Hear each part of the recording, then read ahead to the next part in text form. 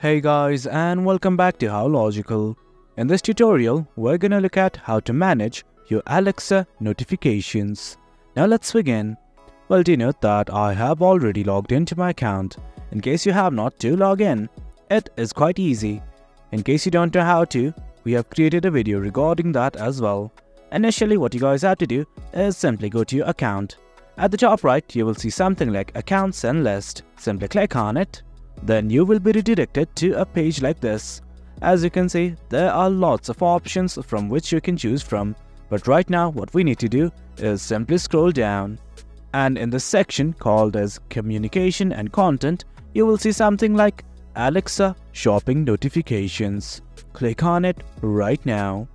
And from here, you can simply manage your Alexa shopping notifications. I'm just gonna scroll down a bit. And as you can see, there are some things that are enabled. In case you want to disable them, simply toggle off this button. And in case you want notification for some events, what you can do is simply toggle on this button for them.